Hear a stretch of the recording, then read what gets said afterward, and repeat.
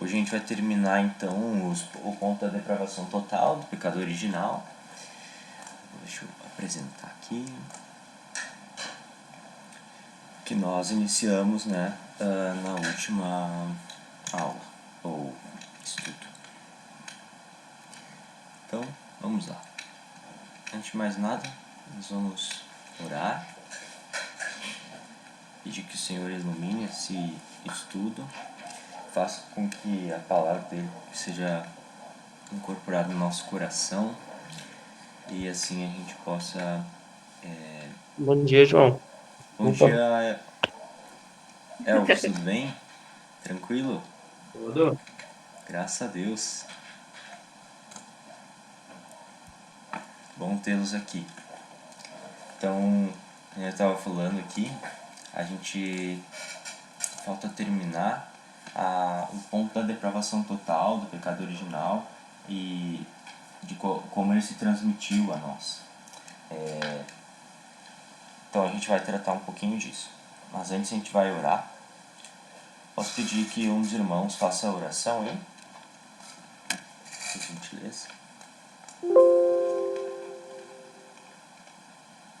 Posso fazer. Beleza. Senhor Deus, Pai, obrigado, Pai, por mais um dia, Pai, que nos deste, Pai. Que este dia, Pai, seja proveitoso, Pai, para a tua honra e tua glória, Pai. Que o Senhor nos mostre o teu caminho, Pai, e que podemos aproveitá-lo e que esse estudo, Pai, possa honrar a Ti, Pai, possa trazer que a gente possa refletir a tua palavra, Pai, o teu caminho, Pai. Abençoa, Pai, a vida de cada um, Pai, que está aqui. Abençoa a vida do irmão João. Que o Senhor possa iluminar, Pai, ele para trazer um bom estudo, Pai. Senhor, nos dá um bom dia, Pai. Nos dá saúde, Pai. Nos abençoa, Pai. Em nome do Teu Filho Jesus amado, Pai, eu te peço, Senhor. Amém. Amém. Muito obrigado, Elvis. Então, a gente estava falando sobre o pecado original. Então, nós vamos terminar hoje o primeiro ponto do volume 2 das Institutas do Calvino. A gente estava falando sobre a depravação total, sobre a depravação... Perdão, sobre o pecado hereditário, sobre o pecado original. Agora a gente vai desenvolver um pouco mais dessa questão da transmissão, da depravação e também do pecado, pecado original. Então, a gente vai definir... Então, qual é a natureza do pecado original? Quando a gente fala natureza, nós não estamos falando natureza no sentido aí que eu tenho tentado colocar algumas flores aí, uma delas é a dália, a outra não sei qual que é. Não natureza no sentido de criação, mas natureza no sentido da pessoa humana. Vamos ver como isso se dá. Então eu gostaria de, como a gente está em poucos, que vocês me ajudassem aí nas contribuições que vocês quiserem, etc. Para que seja bem tranquilo para a gente caminhar. Fiquem à vontade. Então, o pecado original, diz Calvino, ele representa a depravação e a corrupção hereditárias de nossa natureza, difundidas por todas as partes da alma, que, em primeiro lugar, nos fazem condenáveis à ira de Deus. Então, ele já falou algumas coisas aí sobre o pecado original. Vamos destrinchar. O pecado original, ele representa, então, a depravação hereditária. Então, quando a gente fala nesse termo de natureza, nós estamos falando aí do que ele chama de alma, que ele chama da pessoa humana. Essa é a questão da natureza. Então vamos para o capítulo 2. Calvino é bem extenso, gente, nessa questão do pecado. Até o John Frame comenta de que a gente tem que cuidar para não ser só negativo, né? Então nós não vamos demorar tanto para chegar nos pontos positivos, de como a gente pode fugir disso, que é o que a gente tem falado, né? Que nós não estamos tentando falar daquilo que é ruim no homem, do pecado, em detrimento da graça de Deus no cristão. Mas nós vamos primeiro caminhar conforme aí o andamento bem paulatinamente, para que a gente destrinche bem algumas coisas. Então, sobre o pecado original, a primeira coisa, ele ainda não definiu esse termo, ele representa a questão da natureza, então alma, corpo e etc. Vamos então para o segundo ponto. Então ele diz, em primeiro lugar, nos fazem condenáveis à ira de Deus. Então esse elemento da ira a gente já trabalhou, né? De que todos nós estamos de alguma forma condenáveis a essa ira, e é dessa ira que nós precisamos fugir.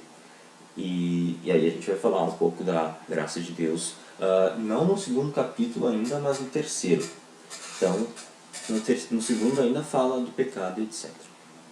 Tudo bem até aqui? Então, se não estiver bem, é só desmutar o áudio e a gente vai conversando. Mas vou seguindo aqui, então, na questão que o Calvino fala da ira de Deus.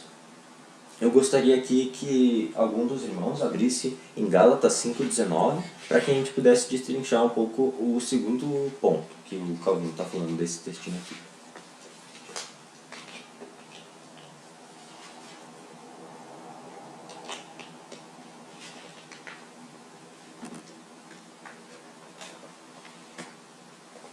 Quem quiser ler, é só desmutar o áudio, por gentileza.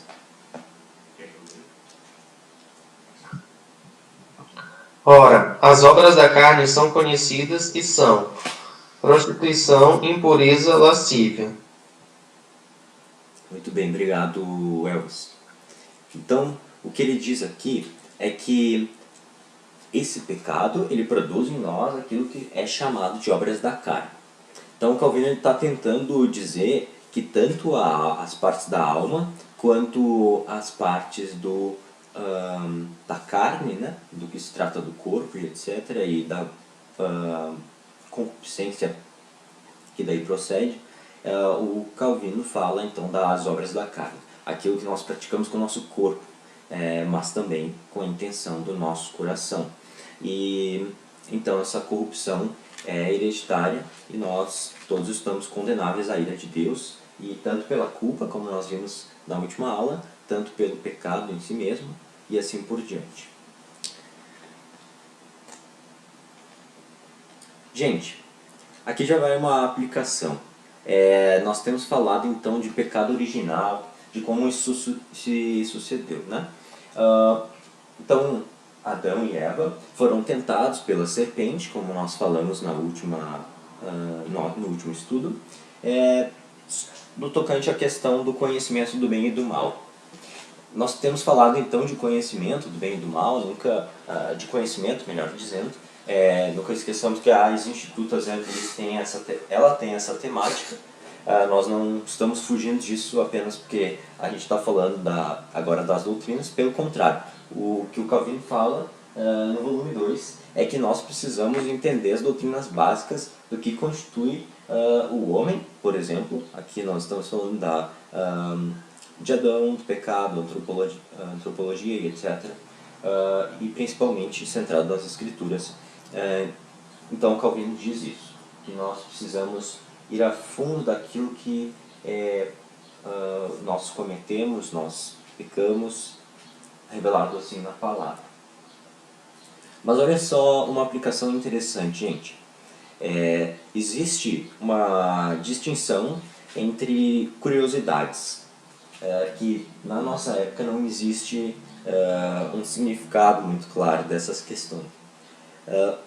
Quando a Bíblia fala de conhecimento do bem e do mal, a gente fica um pouco duvidoso, pelo menos eu ficava, antes de entender o que é esse conhecimento, e como é que um conhecimento pode ser bom e mal ao mesmo tempo, né?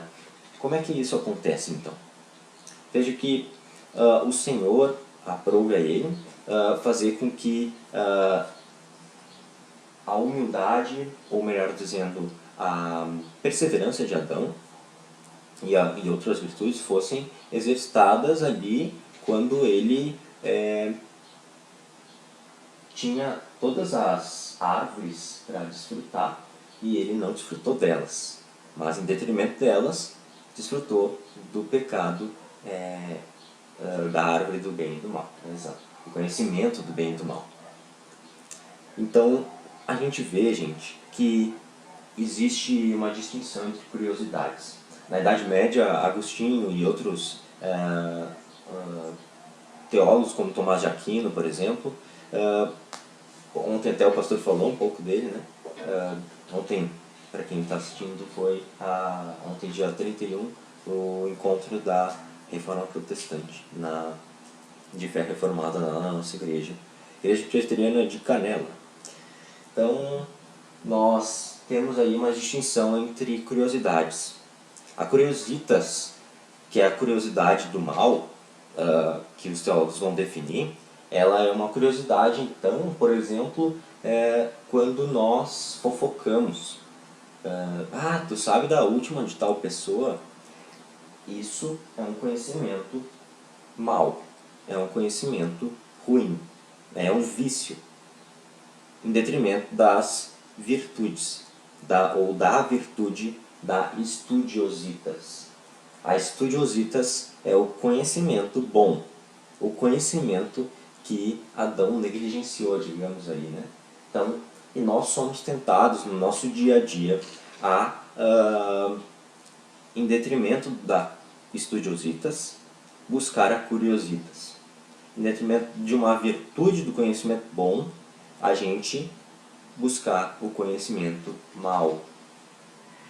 Então, olha só o que o N.T. Wright disse assim.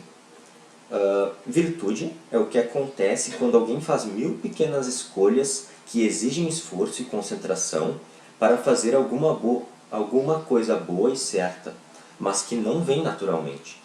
E na 1000ª vez, quando realmente é importante, se pega fazendo o que é necessário automaticamente, como dizemos. Nós precisamos então entender, gente, que de fato nós vamos abordar um pouquinho isso, como acontece a regeneração e etc. Mas por hora que a gente entenda que nós precisamos praticar aquilo que procede não das obras da carne, mas do homem regenerado. Que nós entendamos que há conhecimentos que são muito santos e não são trocáveis, eles não podemos trocar por conhecimentos fúteis, por vícios. Quando a gente está, mexendo numa rede social, muito dificilmente vai ter um conhecimento estudiositas. E se vai, é um conhecimento muito fácil de a gente acessar. Nós precisamos ter uma diligência em usar dessa virtude para que de fato nós, como cristãos, como nós temos falado, tenhamos um bom critério e não aceitemos qualquer mensagenzinha de WhatsApp, mas respeitemos e estudemos aquilo que é o conhecimento verdadeiro.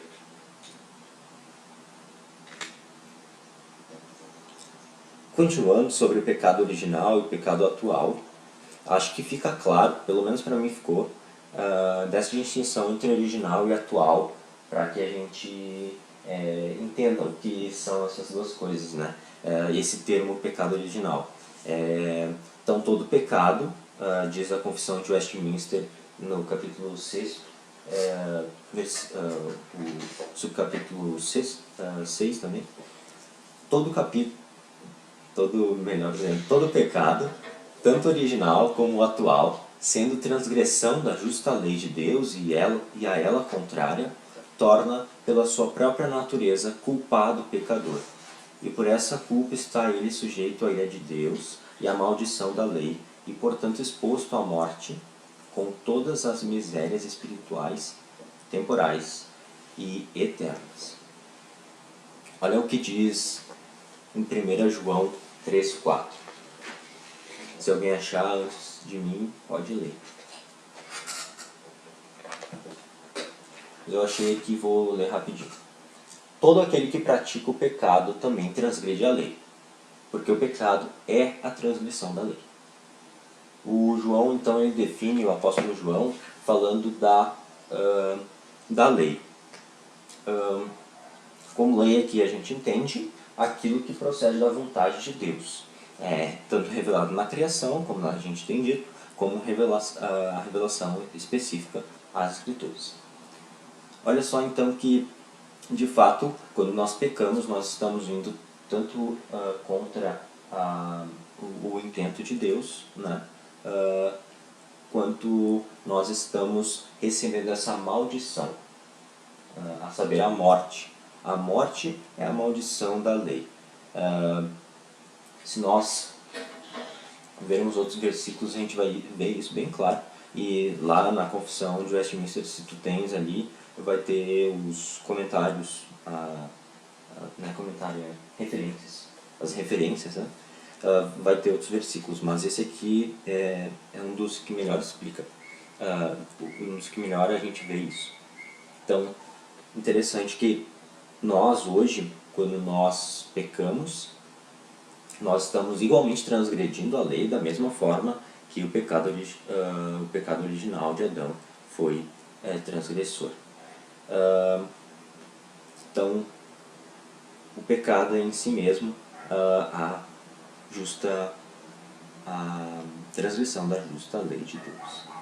Então, é importante a gente só entender isso, de que, de fato, existe um pecado original e existe um pecado atual que reside em nós. Esse pecado atual adveio desse pecado original. Certo? Certo.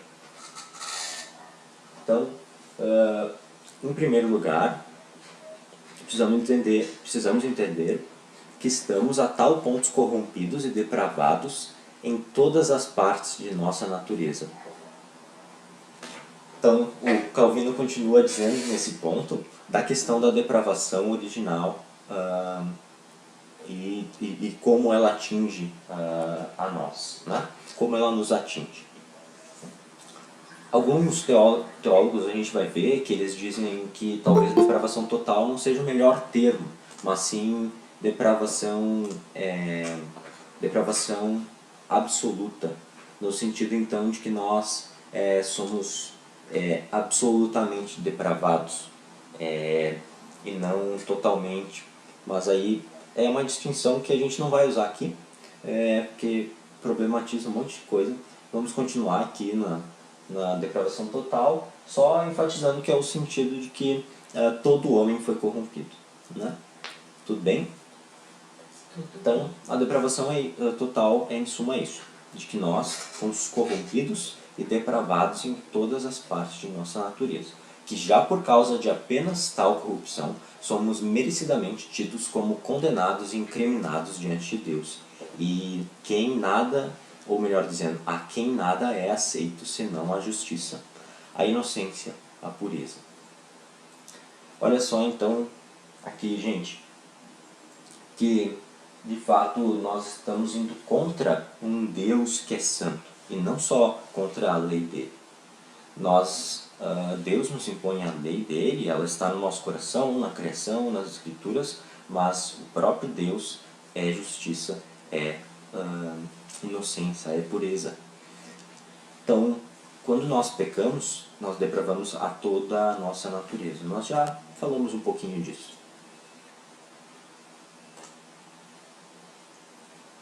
A morte se propagou a todos, porque todos pecaram.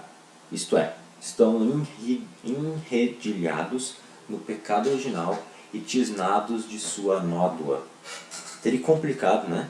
Esse termo aqui, nódoa é mancha. Então nós estamos, de alguma forma, nós estamos manchados, né? Nós estamos, de alguma forma, enredilhados. Então a gente está bem profundamente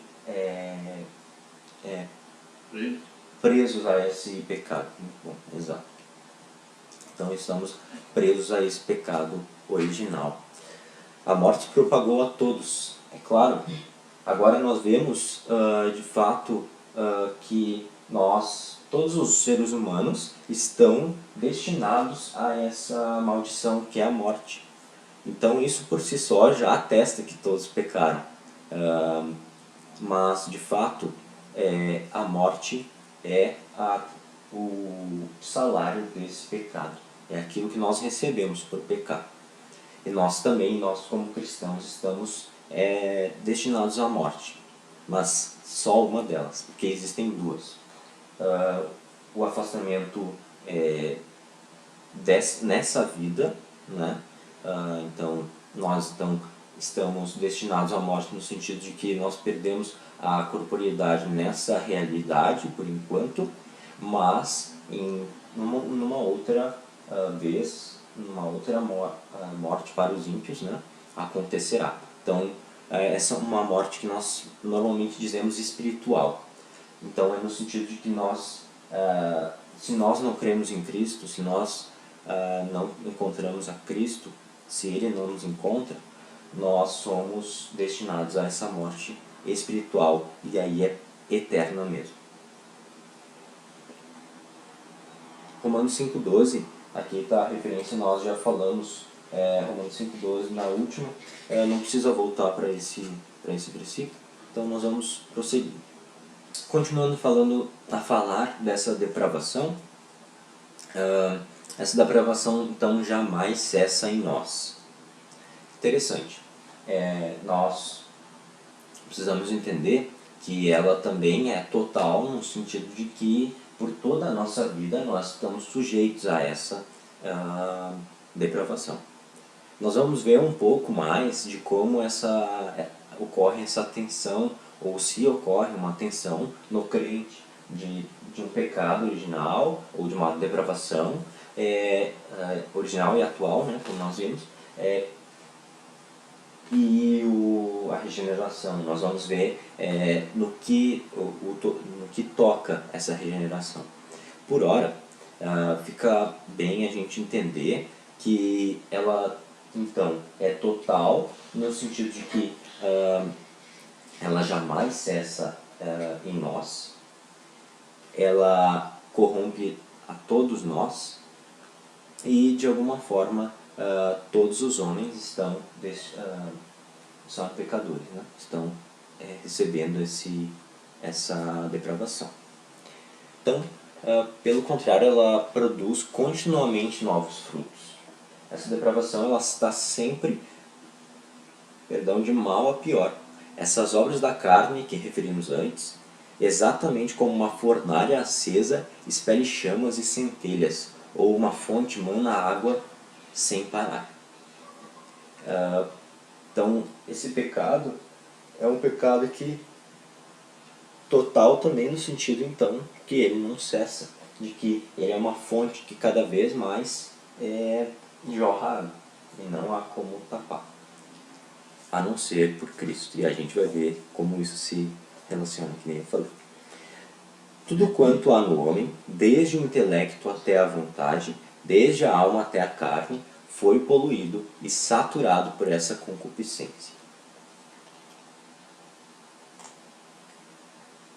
Daí, gente, a gente tem que entender que quando nós falamos da questão da curiosidade santa, né, de um conhecimento do bem, a gente tem que entender que por nós mesmos a gente não vai conseguir isso. Fica bem a gente entender que o nosso próprio intelecto ele foi dominado por essa depravação. A gente tem enfatizado um pouco disso para que a gente nunca fuja daquilo que Calvino vai continuar falando no ponto 9, que o homem inteiro, da cabeça aos pés, foi como por um dilúvio, de tal forma assolado que nenhuma parte fique isenta de pecado. Em consequência, tudo quanto dele procede deve ser imputado ao pecado. Ontem, no terceiro encontro de fé reformado, nós citamos, então, o pastor falou da vida de Calvino, li Calvino aqui, pensei, mas é Martinho Lutero, de Martinho Lutero, de que ele de fato viu na realidade dele, no ser dele, nos atos dele, o pecado. O próprio perdão, quando ele pedia perdão a Deus, era falso. Tinha, de alguma forma, uma semente de pecado ali. De fato, nós fomos inteiramente contaminados por isso, como por um dilúvio, diz Calvino. A gente vai ver lá em Romanos 8, 6 a 8, um pouco mais sobre isso. Romanos 8, 6 a 8. Quem achar pode ler.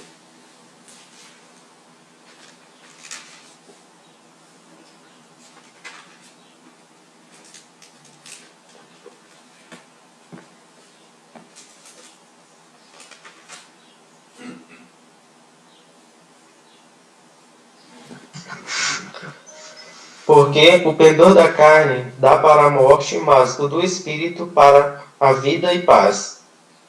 Por isso, o pendor da carne é inimizade contra Deus, pois não está sujeito à lei de Deus, nem mesmo pode estar. Portanto, os que estão na carne não podem agradar a Deus. Obrigado, Elvis. Exatamente. Olha só o que Calvino viu na vida. Calvino também, mas Lutero, aqui citando exemplo, viu na vida prática dele, foi exatamente isso aqui que nós lemos. Quando nós estamos sem Deus, tudo o que nós fazemos é pecado e não glorifica a Deus. A Confissão de Westminster diz até as boas obras, né? Aquilo que a gente acha bom, né? A pessoa faz uma doação lá no Natal para uma família. Isso é bom, isso vai fazer bem para a sociedade. É nesse sentido de boas obras, né? Isso vai fazer bem para as pessoas. Vai ter um ganho. Não é algo destrutivo. Mas a motivação dessa pessoa muito provavelmente é errada, se não qualquer outra disposição está errada, né? Ela está na carne, né? Inteiramente, nas suas todas as posições e na carne, então é contaminada desse pecado. Continuemos. Gente, se existe uma depravação total, e existe também uma solução para isso. E ela também abrange o homem inteiro. A gente vai falar isso brevemente, só como uma aplicação mesmo. Porque, como eu falei, nós vamos falar no capítulo 3, né, desse mesmo volume um pouco mais sobre a regeneração. Mas olha só o que a gente tem que entender. É que nós, hoje, como homem regenerado, nós temos então essa oportunidade de termos todas as nossas disposições, como nós temos dito, regeneradas. Gente, o maravilhoso de tudo isso e o que a gente tem que sempre enfatizar é que o propósito santo de Deus foi com que, através dessa história que ele construiu, de começar em Adão, começar na criação e ocorrer essa queda e até toda a história se dirigir à redenção, é uma narrativa na qual todos nós estamos inseridos e na qual nós podemos desfrutar dessas bênçãos. Se nós temos então um Deus que, pela providência dele, como diz a Confissão de Westminster, pela providência, pela vontade dele, porque ele faz tudo como apraz a ele, tudo que apraz a ele é bom, nós também temos uma solução. Temos uma solução para isso. Que a gente sempre enfatize que Cristo, de fato, é a solução para o velho homem, para o homem que pecou no pecado original junto com Adão e agora nós pecamos. Estamos destinados à morte e estamos destinados ao pecado. Vamos terminar então. O ponto 10 é o penúltimo. Vamos ler Eclesiastes 7, 29. Eclesiastes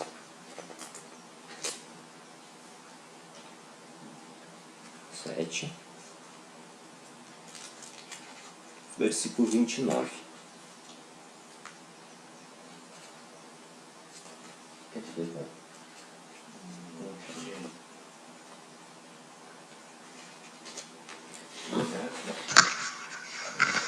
Eis o que tão somente achei, que Deus fez o homem reto, mas ele se meteu em muitas astúcias.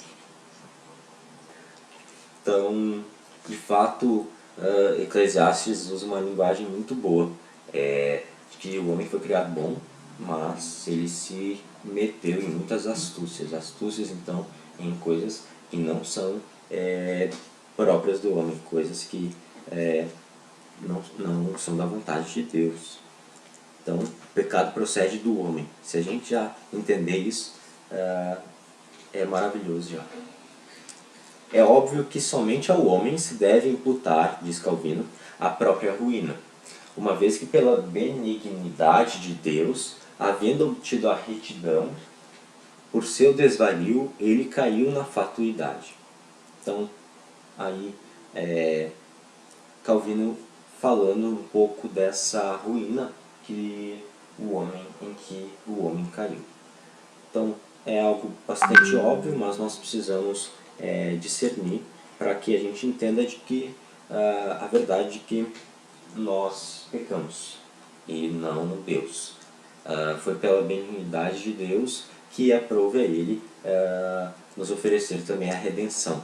Não cabe a nós utilizarmos do vício da curiositas, que nem nós falamos antes, para que a gente se pergunte coisas que a Escritura sequer anota, né? Então, de fato, nós precisamos buscar aquilo que é a estudiositas, aquilo que vai, de fato, nos encher da graça de Deus, para que a gente compreenda de forma clara aquilo que a Escritura nos diz. Então, dizendo isso, nós vamos terminar o 11º ponto, que é intitulado de uma forma bastante sugestiva, dizendo assim: a depravação está na própria natureza, entretanto não pertence à natureza como tal. Gente, quando a gente fala natureza, é no sentido seguinte que Calvino está dizendo. Portanto, se em vista da depravada natureza humana não se diz absurdamente que o homem é por natureza, perdão, não é essa a citação, é a próxima. Portanto, afirmamos que o homem está corrompido por depravação natural, contudo ela não se originou da própria natureza. Negamos que essa depravação tenha se originado da própria natureza como tal, para que deixemos claro que, olha só, que ela é antes uma qualidade adventícia que sobreveio ao homem e não uma propriedade substancial que tenha sido congênita desde o princípio.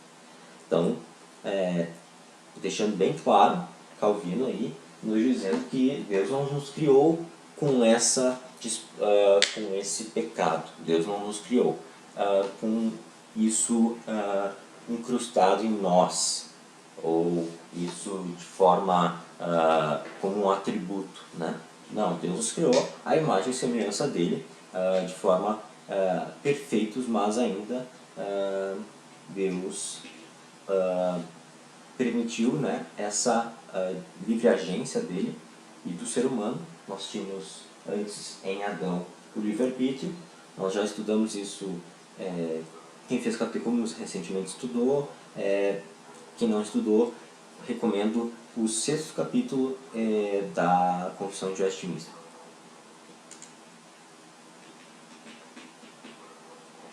Também o Catecismo de Westminster, da nossa igreja. Então,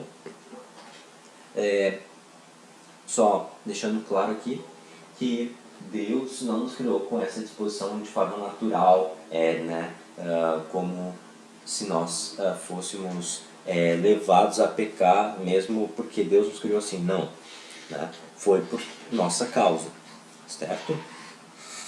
Contudo, a chamamos natural, para que alguém não pense que ela é por todos e cada um contraída à mercê. Perdão, vou ler de novo. Contudo, a chamamos natural, para que alguém não pense que ela é por todos e cada um contraída à mercê de um exemplo depravado, quando a todos mantenha aprisionados por vínculo hereditário. Nem o fazemos sem um patrono, porque pela mesma causa o apóstolo ensina que somos todos por natureza filhos da ira. Certo? Então, nós também não podemos ir para o outro lado achando que ela não é, então, né, Deus nos criou assim, então foi mesmo, a culpa não é minha. Não, não é isso. De fato, nós estamos depravados, nós estamos aprisionados por vínculo hereditário, que nem nós já falamos, né? Como nós já falamos antes. Dessa transmissibilidade ou comunicação desse pecado de forma que é hereditária. Nem o fazemos sem um patrono. Então, de fato, nós somos filhos da ira, filhos desse primeiro pecado, mas também pecando junto com ele, por isso pecado atual. Vamos ler Efésios 2:3, por gentileza, quem puder.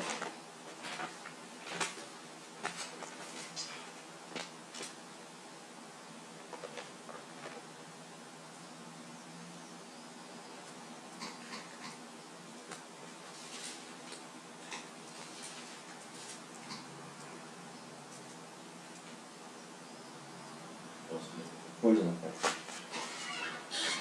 Entre os quais também todos nós andamos outrora, segundo as inclinações da nossa carne, fazendo a vontade da carne e dos pensamentos. E éramos, por natureza, filhos da ira, como também os demais. Muito bem, obrigado, pai. Vocês todos ouviram, então meu pai leu aqui Efésios 2:3, certo? Então, o apóstolo Paulo utiliza esse termo carne para, então, discernir que nós estamos por natureza mesmo. Isso está em nós, certo? Daquela mesma ideia de que Adão perdeu aqueles dotes, logo nós também perdemos, né? Então, nós não temos mais a capacidade de fazer o bem por nós mesmos. Esse é um termo importante até. O Agostinho falou essas duas coisas aí, que nós temos a capacidade, tínhamos em Adão, a capacidade de pecar e a capacidade de não pecar. Já na queda, nós perdemos a capacidade de não pecar. Então, nós só temos a capacidade de pecar, né? E agora, na regeneração, temos de volta a capacidade de não pecar. E aí nós vamos ver como isso se aplica na nossa vida nas próximas aulas ou estudos. Certo até aqui? Então, eu gostaria de fazer aquelas perguntinhas, tipo um debate assim, para que a gente entenda algumas questões.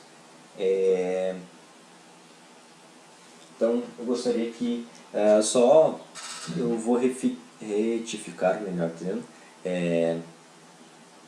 a segunda questão é o que se entende por pecado original, não por depravação. Tá? Mas vamos na primeira então.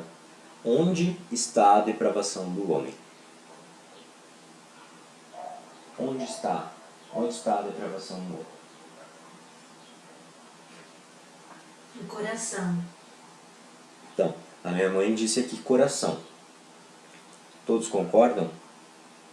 O Josué colocou isso no chat também. Coração Concordo. também? Ah, não tinha lido. Boa, obrigado no chat. No próprio coração do homem. Muito bem, ótimo. Então, coração, né, como nós vimos, uma das partes do ser humano. Aquela parte, então, que compreende, nós poderíamos dizer, a alma, a parte espiritual, ou a parte que tanto o espiritual, quanto a parte volitiva, quanto a parte da imaginação, quanto a parte intelectual está envolvida, né? Então, o coração é algo bem abrangente na palavra, de algo que não é o corpo, a carne, no sentido de corpo, não a carne como nós estávamos falando antes, mas corpo, certo? Então, de fato no coração, mas também está no corpo, né? Nós também temos uma depravação do corpo. É por isso que existem resultados do pecado, da morte, né? Como nós falamos antes, mas também na realidade nós temos em todo mundo também, como nós vimos na criação, né? Na última aula. Então, por exemplo, quando tu vais comer uma banana muito madura, tu vai ver que ela está no estado de putrefação. Existem bactérias ali que estão causando morte nela, basicamente isso, né? É um resultado do pecado de uma forma bem pequenininha, mas de uma forma grande há a morte física, né? A morte física. Mas também haverá um dia morte espiritual do ser todo. Então, muito bem colocado. Então, só deixando aí coração e corpo, né? Coração, toda a parte do homem, mas também aquilo que concerne ao corpo, né? Nós não temos o mesmo vigor, por exemplo, teremos doenças, temos, e assim por diante. Como nós falamos sobre a questão da Covid, nós aplicamos isso na última aula. Se alguém daqui não assistiu, não te preocupa, só pegar lá no nosso canal o vídeo. O canal da UMP Canela. Há alguma esperança para o homem? Ou melhor dizendo, na segunda questão ainda, o que se entende por pecado original? O que se entende por pecado original? Não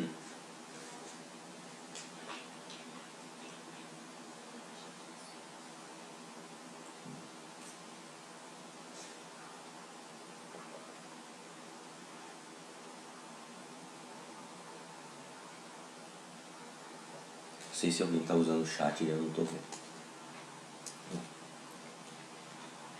O que se entende então por pecado original, gente?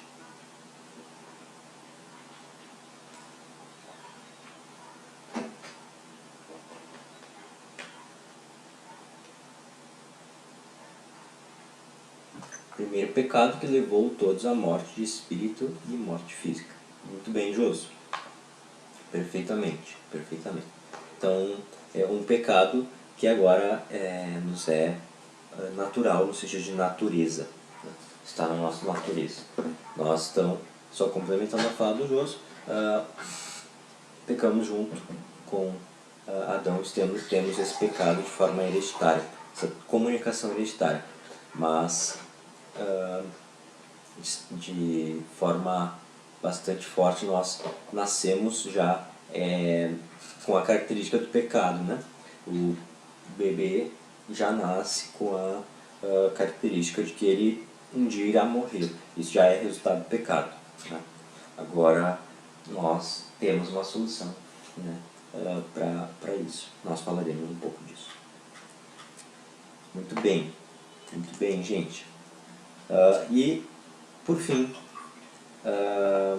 essa terceira pergunta eu gostaria de deixar para os próximos estudos, certo? Então, aqui está um resumo, gente, desse ponto, tá? Então, que o pecado depravou o homem por inteiro, intelecto, vontade, alma e corpo, né? Então, essas duas coisas assim que constituem o ser humano. Então, intelecto e vontade estão no coração, né? Mas nós poderíamos ainda dizer alma e corpo, que seria melhor composto assim, né? Alma e corpo, ou coração e corpo, certo? E tudo o que ele produz, é o ponto 9. Então, tudo que nós produzimos é pecado, se nós não estamos em Cristo. O pecado procede do homem, não de Deus, certo? E a depravação está na própria natureza, entretanto não pertence à natureza como tal. Ou seja, nós somos mesmo pecadores e somos mesmo depravados. Isso está no nosso ser, mas isso não está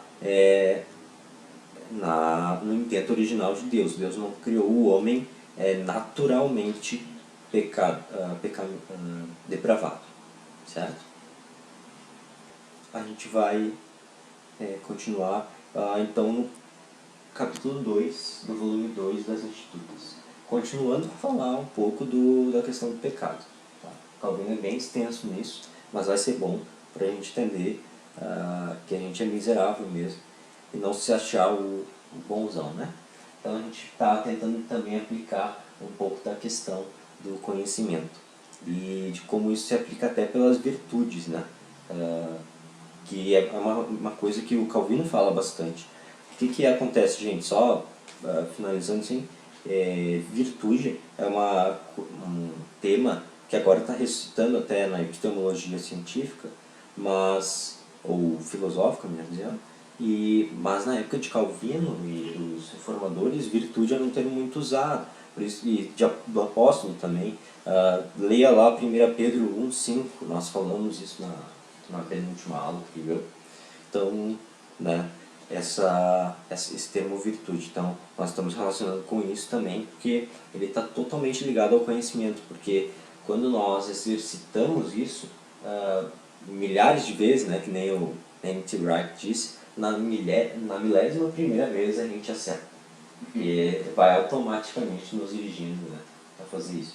Então isso tem uma aplicação prática. Por exemplo, tu podes ter boas virtudes, por exemplo, a de tomar café, antes de tomar café, ler a Bíblia, né? E aí, isso, por exemplo, é para o coração, mas, por exemplo, a gente está fazendo aqui em casa tomar água antes de tomar o café, diz que faz bem e tal, para o estômago. Pelo menos não tem me dado mais azia, graças a Deus, então tem ajudado. Então, tudo isso são virtudes. Então eu quero deixar claro aqui, gente, que o Evangelho não toca apenas aquilo que a gente diz espiritual, né? E aí, se nós dissermos só que o Evangelho toca apenas o espiritual, nós estamos dizendo que o homem só pecou espiritualmente, ou que a depravação só toca a parte espiritual. Não. Já que a depravação toca a parte espiritual e a parte corporal do homem, há uma necessidade de uma solução para as duas coisas, né? Então, quando tu exercitas, por exemplo, teu corpo, estás glorificando a Deus. Estás glorificando a Deus, é uma virtude. Então, estás sendo virtuoso, estás cuidando do teu corpo para a glória de Deus. Isso não é menos ou mais espiritual, isso é uma dimensão da realidade que Deus criou para ti. Mesma coisa, prazer, que tu possas também ter prazeres virtuosos, né? E não vícios. Então, ao invés de perder tempo assistindo alguma coisa que não vai te edificar por longo tempo, tu poderias, por exemplo, ter virtudes, então entretenimento virtuoso, né? Como, por exemplo, de repente assistir filmes clássicos, ler bons livros clássicos ou bons livros só. Isso já vai criar de fato algo que vai nos ajudar na caminhada cristã. Não tenhamos dúvida. Não tenhamos dúvida que não é só aquilo que nós dizemos espiritual que nos edifica, mas também aquilo que nós exercitamos no nosso dia a dia. Aquilo que nós exercitamos no nosso dia a dia. Então, quando eu faço caminhada, isso me ajuda na concentração da minha leitura bíblica, por exemplo. Não é? Eu faço exercício físico, isso vai me ajudar a, por exemplo, poder orar mais tempo e assim por diante. Não é? Então, é nesse sentido, gente. Eu espero que tenha ficado claro e que isso não seja teórico. Que a gente possa levar para a nossa vida prática, escolher aquilo que é sabedoria e não aquilo que é conhecimento curiositas, aquilo que é curiosidade vã. Que a gente priorize sempre as boas conversas com boas pessoas, a exortação, o aconselhamento, em detrimento da fofoca. E assim na nossa vida prática, tantos exemplos que a gente poderia citar. Amém? Amém. Glória a Deus, então.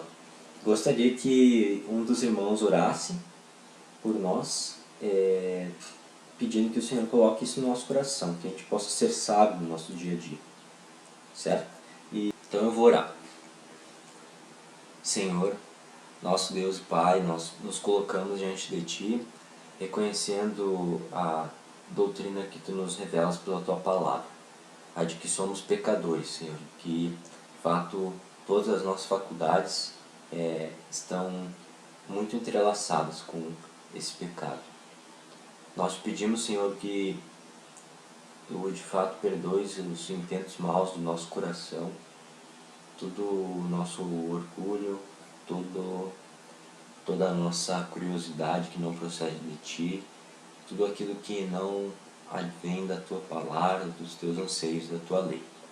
Nós te pedimos perdão, Senhor, e que Tu venhas a fazer com que esses estudos venham a nos ajudar em sabedoria prática, sabedoria aplicável. Ajuda-nos, Senhor, a viver como Te apraz e assim também falar a outras pessoas dessa sabedoria que Tu nos tens revelado. Nós pedimos que Tu nos abençoe nesse domingo e abençoes nós e as nossas famílias, Senhor, que Tu venhas a nos tocar para que nós venhamos a gastar esse tempo em descanso diante de Ti. Em nome de Teu Filho amado, que eu oro. Amém.